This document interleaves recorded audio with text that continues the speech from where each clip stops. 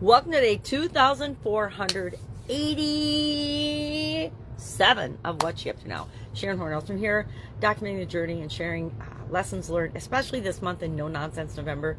We're doing a tip and tool every single day that you can use to put into effect one of the biggest lessons that I personally learned over my last 4+, almost 5, just tipping on the edge of 5 decades in business and in corporate America, as well as in running, owning, operating, sharing, coaching, consulting, etc., with different businesses in different industries across the board. And today's tip or tool is letting go of control. Letting go of control of things that we actually don't have any control over in the first place. I use the example of weather in our Let's Grow Annual Challenge private Facebook group lesson and page today, as well as shared Karen's story in guide 2. And I can't remember which she was not letting go of off the top of my head this morning, but it's there if you want to access it and read it. It's free, so just go join the group, go to guide 2 and read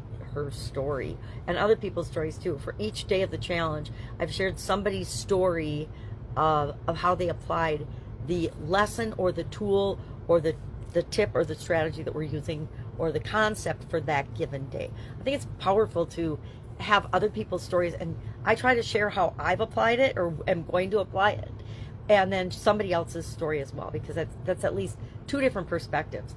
So often when we're facing a challenge or a struggle or trying to control something that is absolutely positively outside of our control, we feel like we're the only one. But the truth is, and the internet has made this so much more apparent, we are never the only one that's thinking something at any given time. When we're experiencing something, there are probably millions of other people, if not even a billion people, experiencing something similar or the exact same thing, right? No matter how bizarre, how strange the situation, we're never alone. We're never the only ones going through it. Although the world it makes us feel that way for some reason. I'm not sure. I guess because we're individuals, we live as individuals and are purpose-driven creatures to create our own life, yet we're all connected and we're all interacting all the time. So something to think about. So today our tool was the letting go worksheet, and there are actually, I think there's probably a worksheet for anything you can imagine on the internet nowadays. There's millions of different things. All you have to do is Google it and you get like dozens and dozens of images of worksheets that you can of course buy from Etsy or Amazon or Canva or all kinds of places. I say you don't need to do that. One of the best things I've learned about life and creating our own life is, as we want a tool, we create our own, because we create what's most important to us. So we can say, well, what triggered, what is the thing I want to let go of? What triggered that for me? What is it going on in my life that's making me pay attention to that, much less know that I need to reevaluate and think about letting it go? And then what are some ways to be proactive about letting it go? I have to, for certain really ingrained beliefs that are so screwed up, I don't even know where they came from, and I don't want to really spend a lot of time reflecting on where they came from.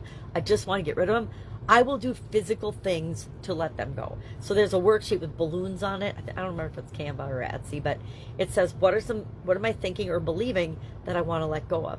And you write in the balloons, and then you imagine yourself and visualize yourself actually letting that balloon and that false belief and thought, because it's not true for us. We want to let go of it so it doesn't impact our decisions and our lives. So I really like that, because I've actually done that. I've actually taken things that were bothering me, rolled them up, wrote them on a piece of paper, rolled them up inside the balloon, blew the balloon up, and let it go, and watched it float away down the river. Is that the best thing for the environment? No, but everybody's not going to do it. Everything that we share with people, that's why I laugh when people tell me that they're afraid to share their information and their expertise with the world. And I'm like, you're not the only one that knows how to do this.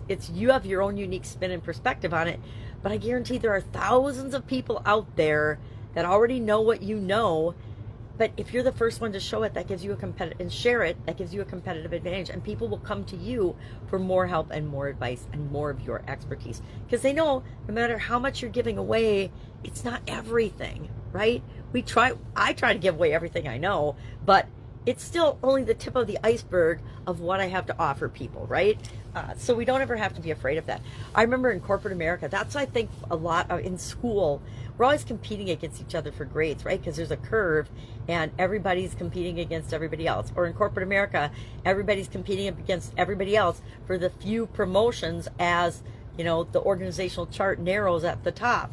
I think that's where that comes from, that, well, if I hoard this little piece of information and nobody else knows it and I'm the only one that knows it, then I'm invaluable and I'll get the promotion and I won't get fired.